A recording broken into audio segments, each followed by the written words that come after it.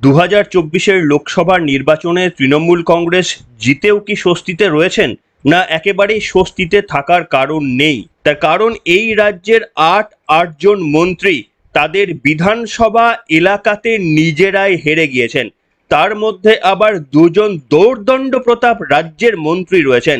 সেই তথ্য আপনাদের সামনে তুলে ধরবো এবং কেন তৃণমূল কংগ্রেসের স্বস্তির কোনো জায়গা নেই সেটা একদিকে যেমন আপনাদের সামনে পরিষ্কারভাবে আজকে বলবো, তেমনি আবার এই হারের মোকাবিলা করতে গিয়ে কার্যত বিজেপি তৃণমূলের পাতা ফাঁদে আরও একবার পা দিচ্ছে। বিশেষ করে সত্যি সত্যি অবাক হয়ে যাচ্ছি দিলীপ ঘোষের মতো বর্ষিয়ান নেতা, যার মাধ্যমে বঙ্গে বিজেপি এতটা শক্তিশালী হয়েছে, সেই দিলীপ ঘোষ মিডিয়ার একটি অংশ এবং শাসক দলের কিছু কারসাজিতে একেবারেই পাতা ফাঁদে পা দিচ্ছেন। তার কিছু পদক্ষেপে রাজ্য বিজেপি কিন্তু আরো বেশি দুর্বল হয়ে যেতে পারে। কেন এই কথা বললাম নিশ্চিতভাবে আজকের পর্বেই আপনাদের সামনে আলোচনা করব। নমস্কার, welcome to simple as ABC. আপনাদের সকলকে স্বাগত জানিয়ে শুরু করছি আজকের বিশেষ খবর। কিন্তু সর্বপ্রথম আপনাদের যে ভিডিওটা দেখাতে চাইবো, তৃণমূল কংগ্রেসের সিগনেচার। আপনারা সবাই জানেন যে একের পর এক নির্বাচন আসে এবং হাওয়া ওঠে যে বিরোধীরা ভালো ফল করবে, তারপরে কি এক অজ্ঞাত কারণে ভোটের রেজাল্ট বেরোলেই দেখা যায় সমস্ত ওপিনিয়ন পোল, এক্সিট পোল মিথ্যে করে একেবারে সবুজ আবিরে মেতে যায় গোটা বঙ্গবাসী। এবং আবারও সেই একই নিয়ে চর্চা যে 500,000 টাকায় পশ্চিমবঙ্গবাসী বিক্রি হয়ে গিয়েছে। এবং তারপরে আপনারা জানেন রেজাল্ট বেরিয়ে যতই ভালো রেজাল্ট করে তৃণমূল কংগ্রেস, ততই বেশি দুর্বলেদের ওপর আক্রমণ তাদের আরো বেড়ে যায়। একটি ভিডিও আপনাদের সামনে দেখাচ্ছি, আপনারা এই মুহূর্তে দেখতে পাচ্ছেন। এই ভিডিওটা সোশ্যাল মিডিয়ায় শেয়ার করা হয়েছে, নিশ্চিতভাবে ভিডিওটা আমি ক্যাপচার করিনি। তার কারণ দেখতে পাচ্ছেন একটা দোকানের সিসিটিভি সম্ভবত থেকে ক্যাপচার করা হচ্ছে। কয়েকজন গুণ, বলা হচ্ছে তৃণমূল আশ্রিত নাকি গুন্ডা বাহিনী, অন্তত সোশ্যাল মিডিয়ায় লেখা হচ্ছে যে এটা পোস্ট পোল ভায়োলেন্সের একটি চিত্র। পূর্ব বর্ধমানে ঘটনাটি ঘটেছে বলে বলা হচ্ছে। এবং এই যে দোকানে ভাঙচুর চালানো হচ্ছে, সমস্ত জিনিসপত্র একেবারেই লণ্ডভণ্ড করে দেওয়া হচ্ছে, এর কারণ হচ্ছে এই পরিবারটি বিজেপির সমর্থন করেছিলেন এবং বিজেপিকে ভোট দিয়েছিলেন। সেই কারণেই ফল বেরোনোর পরেই একেবারেই তাদের উপর চড়াও হয়েছে তৃণমূলের গুন্ডা বাহিনী, অন্তত সোশ্যাল মিডিয়ায় তেমনটা দাবি করা হচ্ছে। আরো একবার বলছি, এই ভিডিও আমি নিশ্চিতভাবে ক্যাপচার করিনি, সেটা আপনারাও দেখতে পাচ্ছেন। এবং শুধু তাই নয়, দেখবেন যে নিজেদের আইডেন্টিটি লুকানোর জন্য হেলমেট পরে তারা এসেছিলেন। এবং একজন ব্যক্তি দেখবেন সিগারেটগুলো, যতগুলো সিগারেট ছিল একেবারেই বগল দাবা করে তিনি কার্যত লুটও চালিয়েছেন। শুধুমাত্র ভ্যান্ডালিজম নয়, একেবারে লুট করেছেন দোকানে গিয়ে। কেন না, তৃণমূল কংগ্রেস ক্ষমতায় এসেছে, সেই জন্য তাদের সমস্ত আইনত অধিকার রয়েছে সম্ভবত এই রাজ্যে। যদি আপনি শাসক দলের হয়ে থাকেন আর শাসক দলের হয়ে যদি কথা বলেন, তাহলে যে কোনো গুন্ডাবাজি আপনি করতে পারেন, রাজ্যের পুলিশ প্রশাসন তেমন আপনাদের বিরক্ত করবে না। সেই কারণেই বোধহয় এই সমস্ত নমুনাগুলো আমরা দেখতে পাচ্ছি। এবং আমার মনে হয় পশ্চিমবঙ্গবাসীর একটা বড় অংশ এটাই চেয়েছেন। এত দুর্নীতি দেখার পরেও, এত অত্যাচার দেখার পরেও যেহেতু তারা তৃণমূল কংগ্রেসকে ভোট দিয়েছে, তো আমার মনে হয় এই সমস্ত ভিডিওগুলো তাদের নিশ্চিতভাবে দেখে ভালোও লাগবে। সেই জন্যই আপনাদের সঙ্গে শেয়ার করছি। দেখুন, এগুলো দেখুন এবং আপনারা এনজয় করুন। তার কারণ আপনাদের ভোটেই কিন্তু এই সমস্ত ঘটনাগুলো এন্ড্রস হয়েছে। যাই হোক, আজকে বক্তব্য কিন্তু এটা নয়, আজকে একটি অন্য বক্তব্য বলতে আপনাদের সামনে এসেছি। রাজ্যের শাসক দল যতই অন্যায় করুক, যতই অত্যাচার করুক এবং ভোটে এমন কোনো কৌশল তারা নিচ্ছে, যতই তাদের বিপক্ষে হাওয়া থাকুক না কেন, নির্বাচনের পরেই একেবারে সবুজ আবির উঠছে। কিন্তু সব জায়গায় কি তারা সবুজ আবির ওড়াতে পারলো? উত্তর হচ্ছে না। তৃণমূল কংগ্রেস এই লোকসভা নির্বাচনে যা ফলাফল করেছে, সেটা বিধানসভা ভিত্তিক যদি আলোচনা করা হয়, তাহলে রাজ্যের আটটি গুরুত্বপূর্ণ মন্ত্রী কিন্তু এই নির্বাচনে হেরে গিয়েছেন। সেটা মারাত্মক। তার মধ্যে কে রয়েছে জানেন? তার মধ্যে রয়েছেন শিল্পমন্ত্রী শশী পাঁজা এবং দমকল মন্ত্রী সুজিত বসু। এনারা দুজন তাদের নিজেদের জায়গার বিধানসভা এলাকাতে পর্যন্ত জিততে পারেননি। আসুন প্রথমে আপনাদের কিছু তথ্য দিয়ে রাখি। দেখতেই পাচ্ছেন লোকসভা নির্বাচনের ফল বলছে রাজ্যের 8 মন্ত্রী হেরেছে তাদের বিধানসভা কেন্দ্রে।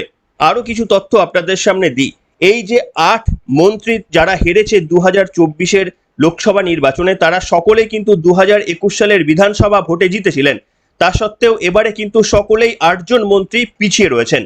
এই মন্ত্রীদের মধ্যে সবথেকে উল্লেখযোগ্য নাম হলো শিল্পমন্ত্রী শশী পাঁজা। এবং সেই শশী পাঁজার খাস তালুক বা বিধানসভা এলাকা হচ্ছে শ্যামপুকুর, যেখানে এগিয়ে রয়েছে বিজেপি। উত্তর কলকাতায় তৃণমূল কংগ্রেসের প্রার্থী সুদীপ বন্দ্যোপাধ্যায় জিতলেও শশী পাজার শ্যামপুকুরে এগিয়ে রয়েছে বিজেপি প্রার্থী তাপস রায়, এবং পাশাপাশি কলকাতা লাগোয়া বিধানসভার বিধাননগরেও কিন্তু পিছিয়ে রয়েছে তৃণমূল। সেখানকার বিধায়ক হচ্ছে রাজ্যের মন্ত্রী সুজিত বসু, দমকল মন্ত্রী। তার বিধানসভা এলাকা বারাসত লোকসভার অন্তর্গত। সেই বারাসত লোকসভাতে কাকলি ঘোষটিদার জয়লাভ করেছেন, কিন্তু সুজিত বসু তার বিধানসভাতে পিছিয়ে রয়েছেন। শুধু এটাই নয়, আরো ছজন মন্ত্রী রাজ্য থেকে পিছিয়ে রয়েছেন। এরা সব থেকে উজ্জ্বলতম মুখ, এবং আরো যারা পিছিয়ে রয়েছেন তাদের মধ্যে কয়েকটি নাম আপনাদের সামনে আমি বলছি। উত্তরবঙ্গের রাজ্যের শিক্ষা প্রতিমন্ত্রী সত্যজিৎ বর্মনের বিধানসভা কেন্দ্রে হেমতাবাদ থেকে 8,000 ভোটে পিছিয়ে রয়েছে তৃণমূল কংগ্রেস বা রাজ্যের শাসক দল। এছাড়াও উত্তরবঙ্গের মালদাহের 2 মন্ত্রী তাজমুল হোসেন এবং সাবিনা ইয়াসমিন, তাদের বিধানসভা কেন্দ্রেও কিন্তু পিছিয়ে রয়েছে তৃণমূল। এছাড়াও কৃষ্ণনগরের লোকসভা থেকে এবারে মহুয়া মৈত্র জিতেছেন বটে, কিন্তু দেখা যাচ্ছে যে কৃষ্ণনগর দক্ষিণ বিধানসভায় তৃণমূল তথা মহুয়া পিছিয়ে রয়েছেন 9,000 ভোটে। কৃষ্ণনগর দক্ষিণের বিধায়ক হচ্ছেন উজ্জ্বল বিশ্বাস, রাজ্যের বিজ্ঞান ও প্রযুক্তি মন্ত্রী। তিনিও হেরে বসে রয়েছেন। এবং পূর্ব মেদিনীপুর জেলায় যদি আমরা খেয়াল করি, তাহলে সেখানকার 2 মন্ত্রী অখিলগিরি এবং বিপ্লব রায় চৌধুরী, তাদের নিজেদের বিধানসভার এলাকাও তারা জিততে পারেননি। এই রেজাল্টটাই কি বলে দিচ্ছেন না, রাজ্যের মন্ত্রী এলেবেলে ব্যাপার নয়। এমনিতেই তৃণমূল কংগ্রেসের এত হাওয়া রয়েছে, তারপরে আবার তারা রাজ্যের মন্ত্রী এইরকম 8 জন মন্ত্রী তাদের বিধানসভাটাকে ধরে রাখতে পারেনি। 2021 সালে কিন্তু ওই সমস্ত বিধানসভা এলাকা থেকে তারা জিতেছিল এইমাত্র কয়েক বছর আগে। অথচ দেখুন, এই লোকসভা নির্বাচনে এই 8 জন গুরুত্বপূর্ণ মন্ত্রী কিন্তু হেরে গিয়েছেন। এই রকম যখন অবস্থা, বিজেপির যখন এতটা একটা ভালো সুযোগ, তখন দেখুন মাত্র কয়েকটা সিট কম পেয়েছে বলে একেবারেই মন খারাপ করে ওকে গালি দিচ্ছে, ওর নামে দোষ দিচ্ছে, বলছে যে তোমার জন্য আমি হেরেছি, বলছে আমাকে এখানে না পাঠালে আমি আগের জায়গা থেকে জিতে যেতাম। একেবারেই বাচ্চা ছেলেদের মতো রাজনৈতিক ঝগড়া করছে। এবং বিশেষ করে দিলীপ ঘোষের ভূমিকা সত্যি বিশ্বাস করুন আমার অবাক লাগছে। হ্যাঁ, আমি বিশ্বাস করি দিলীপ ঘোষ হয়তো তার নিজের কেন্দ্র মেদিনীপুর থেকে দাঁড়ালে হয়তো জিততে পারতেন, কিন্তু তিনি যখন বর্ধমান থেকে দাঁড়িয়েছিলেন তখন নিজেও তো আত্মবিশ্বাসের সঙ্গে বলেছিলেন যে কয়েক লাখ ভোটে জিতবো। তাহলে ভোটের রেজাল্ট যা হয়েছে, কিন্তু এই মুহূর্তে নিজেদের দলকে দোষারোপ করে লাভ রয়েছে? এবং আপনারা যদি খেয়াল করেন দেখবেন কিছু মিডিয়া, বিশেষ করে আপনারা একটু নজর রাখলেই বুঝতে পারবেন, তৃণমূল কংগ্রেস পন্থী যে সমস্ত মিডিয়া রয়েছে তারা এই সময় বেশি করে দিলীপ ঘোষের কাছে চলে যাচ্ছে এবং দিলীপ ঘোষের কাছে প্রশ্নগুলো উস্কে দিচ্ছে। আপনার কি মনে হয় যে আপনি আপনার কেন্দ্র থেকে দাঁড়ালে জিততেন? আপনার কি মনে হয় আপনার পেছনে কেউ কাঠি করেছে? আপনার কি মনে হয় আপনার পেছনে ষড়যন্ত্র হয়েছে? আপনি যখন রাজ্য সভাপতি ছিলেন তখন বিজেপি অনেকটা এগিয়ে ছিল, তারপর বিজেপি থমকে গেছে। আপনার কি মনে হয় বাকি রাজ্য নেতৃত্ব দোষ? এই রকম কিন্তু পাতা ফাঁদ তৈরি করছে একেবারে মিডিয়ার মাধ্যমে। আমার সম্ভবত মনে হয় রাজনৈতিক দলেরই চক্রান্ত, এবং সেই পাতা ফাঁদে কার্যত দিলীপ বাবু পা দিচ্ছেন। এতদিনকার বর্ষিয়ান নেতা, তিনি যদি সত্যি মনে করেন যে তিনি যদি রাজ্য সভাপতি এখনো থাকতেন তাহলে চিত্রটা অন্য হতো, কিংবা তিনি যদি এটাও মনে করেন যে বর্ধমান থেকে না দাঁড়িয়ে তিনি মেদিনীপুর থেকে দাঁড়ালে এবারেও তিনি জিততেন, যদি সত্যি মনে করেন, তাহলে তিনি তো একজন প্রাজ্ঞ নেতা। তিনি তার বক্তব্যগুলো দলের অন্দরে জানাতে পারেন। এভাবে মিডিয়াকে বাইট দিয়ে তিনি কার হাতে অস্ত্র তুলে দিচ্ছেন?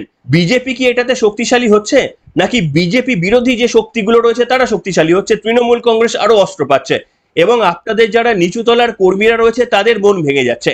আপনি যদি এত বড় একজন নেতা হয়ে নিশ্চিতভাবে আপনি শক্তিশালী এবং রাজ্য সভাপতির ভূমিকা দারুণভাবে পালন করেছেন, কিন্তু আপনি যেগুলো দলের মধ্যে বলার কথা সেইগুলো নিয়ম ভেঙে আপনি মিডিয়ার সামনে বক্তব্য রাখছেন, আর সেগুলো নিয়ে তৃণমূল কংগ্রেস বা অন্যান্য দলগুলো হাতিয়ার করছে এবং নিচু তলার কর্মীদের মনোভাব ভেঙে যাচ্ছে। আপনারা দেখুন, আপনাদের প্রথমেই দেখালাম যে তৃণমূল কংগ্রেস 8 জন মন্ত্রী হেরেছে। আপনারা দেখেছেন কোনো মিডিয়াকে গিয়ে প্রশ্ন করতে সেই মন্ত্রীদের যে আচ্ছা শশী পাজা দিয়ে আপনি যে হারলেন আপনার কি বক্তব্য, আচ্ছা সুজিত বসু আপনি যে হারলেন আপনার কি বক্তব্য? কোনো মিডিয়াকে প্রশ্ন করতে দেখেছেন? এবং যদি মিডিয়া কোনোদিন প্রশ্ন করে, তারা কি তৃণমূল কংগ্রেসের বাইরে গিয়ে কোনো উত্তর দেবেন? কোনোদিনই উত্তর দেবেন, এবং মিডিয়া প্রশ্নও করছে না। সেখানে একেবারেই ফাঁদ পাতা হয়েছে দিলীপ ঘোষের কাছে। প্রত্যেক দিন দেখুন সাংবাদিকরা চলে যাচ্ছেন, গিয়ে এই রকম পুরো একেবারে লাইনের বাইরে গিয়ে প্রশ্ন করছেন, আর আলগা বল পেয়ে দিলীপ ঘোষ ব্যাট চালাচ্ছেন, প্রত্যেকটি বল কিন্তু ক্যাচ আউট হচ্ছেন। দিলীপ বাবুর আমার মনে হয় এত বড় নেতা হয়েও তিনি এত ছোটখাটো ভুল করবেন, একটা জায়গায় হেরে গেছেন বলে তিনি এইভাবে প্রেসের সামনে নিজেদের দলকে একেবারে দোষারোপ করবেন, এটা একেবারেই মানায় না। আপনি যদি তৃণমূল কংগ্রেসের হতেন এতক্ষণে বোধহয় আপনার বিরুদ্ধে একটা কোনো ব্যবস্থা নিয়ে নিত। এবং আমি আরো একটা বক্তব্য বলে শেষ করব। আমি দেখছি যে অনেকেই শুভেন্দু অধিকারীর নামে বিভিন্ন বক্তব্য বলছেন। শুভেন্দু অধিকারী যখন ছিল না তখন বিজেপি আরো ভালো ফল করেছিল। যারা এই কথাটা বলছেন, আমার ব্যক্তিগত মতামত বলছি, আপনারা আমার সঙ্গে সহমত নাও হতে পারেন। শুভেন্দু অধিকারী না থাকলে এই যতগুলো সিট পেয়েছে ততগুলো সিট পেত? শুভেন্দুগড় যে দুটো সিট জিতিয়ে এনেছে অন্তত সেটা জিততে পারতো বিজেপি, বাকিগুলো তো আমি ছেড়ে দিলাম। এবং আপনারা বলুন তো, এই শুভেন্দু অধিকারী যেভাবে এই লোকসভা নির্বাচনে পরিশ্রম করেছেন, কোন জায়গা যায়নি বলুন তো? এমনকি আমার গ্রামের জায়গাতেও আমি শুভেন্দু অধিকারীকে দেখেছি, সেখান পর্যন্ত শুভেন্দু অধিকারী পৌঁছে গিয়েছিলেন। এতগুলো জনসভা আর কোন বিজেপি নেতা করেছে আমাকে দেখান। দিলীপ ঘোষ করেছেন? শুধু তো নিজের কেন্দ্র নিয়ে ব্যস্ত ছিলেন। কিংবা সুকান্ত মজুমদার রাজ্য সভাপতি হয়ে তিনি গোটা পশ্চিমবঙ্গ ঘুরেছেন? একমাত্র শুভেন্দু অধিকারী পুরো দাপিয়ে বেরিয়েছেন গোটা রাজ্য জুড়ে। যতগুলো মানুষ এখনো পর্যন্ত ভোট দিয়েছে, আপনারা যদি ভোট শেয়ার দেখেন তাহলে 2021-এর বিধানসভায় বিজেপি যা ভোট পেয়েছিল তার থেকে এবারে আরো কিছুটা বেশি ভোট পেয়েছে।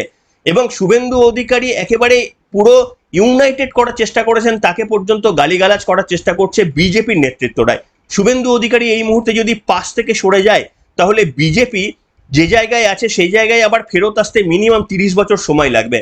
এটা বিজেপি নেতৃত্ব কি বোঝে?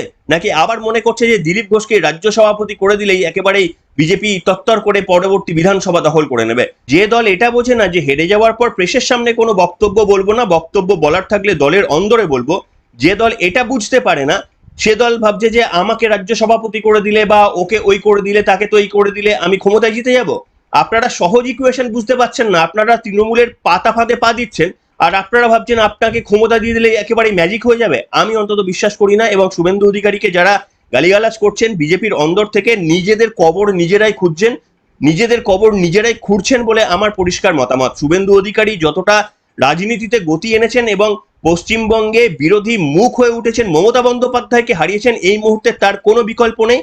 এবং শুভেন্দু অধিকারী যদি এই মুহূর্তে বিজেপির পাশ থেকে কোনোভাবে সরে যায় তাহলে বিজেপি যে জায়গায় আছে সেই জায়গায় তাকে আবার ফিরে আসতে 30 থেকে 40 বছর সময় লাগবে। আমার কথা আপনারা মিলিয়ে নেবেন।